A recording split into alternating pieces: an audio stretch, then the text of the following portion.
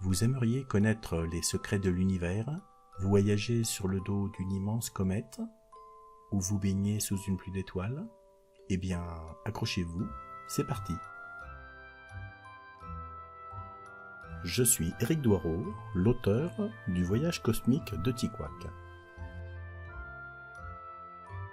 Nous sommes tous des grands rêveurs et je sais que vous-même, lorsque la nuit vous voyez la voûte étoilée, votre esprit s'envole et va voyager entre les étoiles, voir ce qu'il existe au-delà de notre petit monde, pour aller découvrir des galaxies et des mondes totalement inconnus. Alors bien entendu, ces voyages, nous ne pouvons les faire que par la pensée, mais c'est des voyages qui sont essentiels pour se rendre compte que nous sommes juste qu'un petit être humain sur notre planète perdue au fin fond de l'univers. Mais ce petit être que nous sommes n'est pas pour autant insignifiant et loin de là. Ce petit être que nous sommes est un élément essentiel pour l'univers.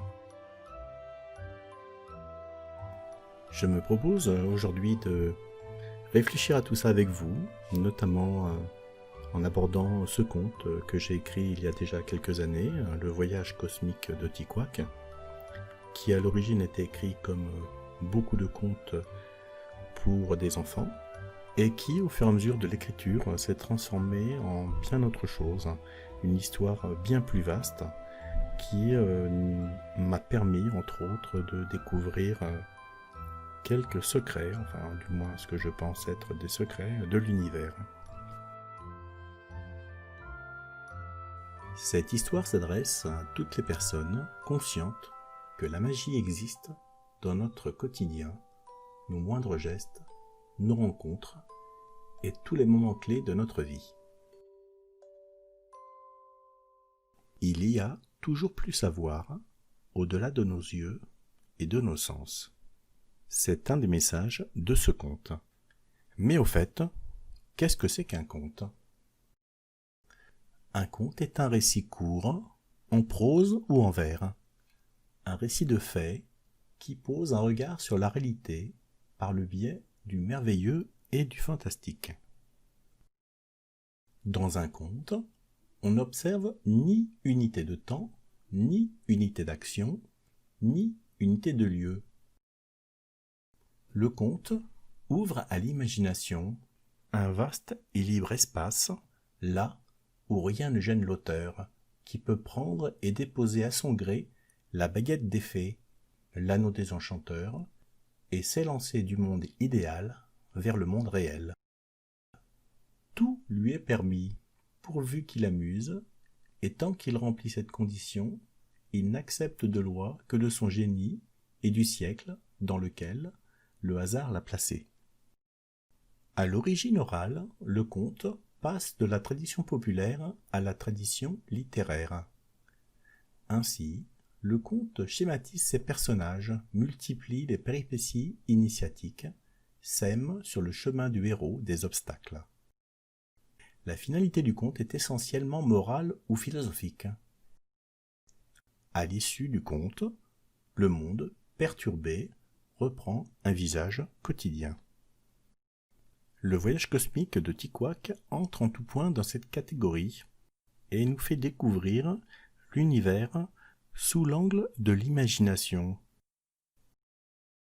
Mais qu'est-ce que c'est que cette imagination qui parfois est en dualité avec la raison scientifique?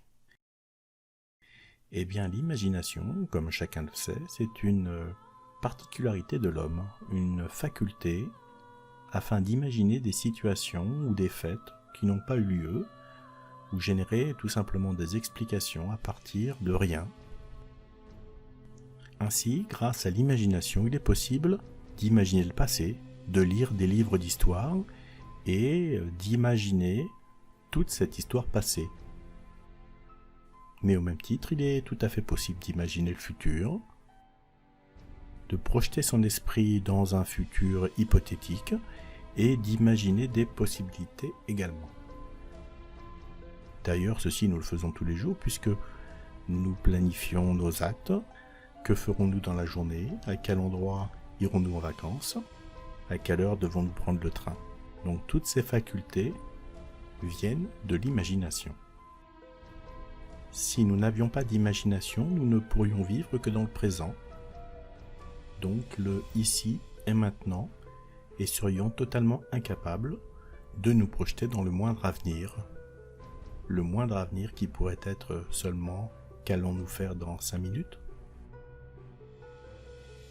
Le voyage cosmique de Tikouak va nous entraîner dans des temps très éloignés. Notre histoire commence il y a bien longtemps, dans un lointain passé où l'univers était encore très jeune et pas aussi grand et infini qu'aujourd'hui. En ces temps reculés où le temps lui-même avait une toute autre mesure, l'univers était composé essentiellement de vide et s'étendait déjà sur des distances vertigineuses englobant tout ce qui existait. Ce conte commence donc par un personnage extraordinaire qui est présent tout au long de cette histoire qui n'est autre que le grand univers. Alors ce grand univers est présenté comme quelque chose d'immense, infini, infiniment infini. Donc là nous touchons un peu des notions un peu particulières parce que l'infiniment infini, et comment peut-on imaginer ça puisque on a déjà du mal à imaginer l'infini. Eh bien, le conte va beaucoup plus loin, car il dit que tout ça se passe en des temps reculés. Un temps tellement reculé que le temps lui-même a une toute autre mesure. Donc, on touche aussi un petit peu cette notion du temps. Alors, le temps, qu'est-ce que c'est que le temps et comment le temps peut avoir une toute autre mesure? Là, on touche également l'un des grands secrets de l'univers, puisque nous parlons de l'espace et du temps, donc une notion tout à fait moderne et tout à fait liée aujourd'hui, car la plupart des scientifiques et même le public sait que il y a une notion d'espace-temps, donc un temps et un espace qui seraient liés entre eux et qui pourraient être tout à fait malléables, donc un temps qui pourrait être différent suivant la taille de l'espace et de l'univers. Il n'est pas inutile de dire que j'ai toujours été passionné par l'astrophysique, enfin de forme tout à fait amateur, et c'est vrai que cette histoire m'a été inspirée beaucoup par les théories scientifiques sur l'univers en général, et j'ai eu envie d'introduire quelques notions de tout ce que j'avais pu apprendre un peu sur l'astrophysique. Alors il y a une chose amusante que rapidement on se rend compte lorsqu'on s'intéresse un peu aux étoiles et aux gens qui les étudient, c'est que très rapidement ces scientifiques arrivent sur des limitations de connaissances, des limitations d'explications, et que à partir de cet instant où ils ne savent plus vraiment ce qu'il se passe dans l'univers, il y a l'imagination qui revient pour essayer de compléter un peu tous ces manques que la science ne peut pas expliquer. Mais plus que l'imagination, il y a autre chose qui se produit, et là on entre également dans un nouveau territoire qui est plus le territoire de la spiritualité ou de la philosophie, qui consiste à donner des explications aux phénomènes de manière un peu plus humaine, plus libre et plus mystique.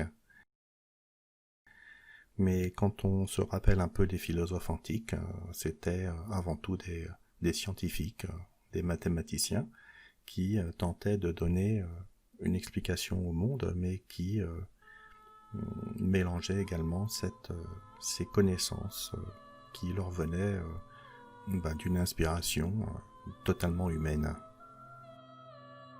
Quand on parle de l'univers, on parle d'une certaine manière du cosmos.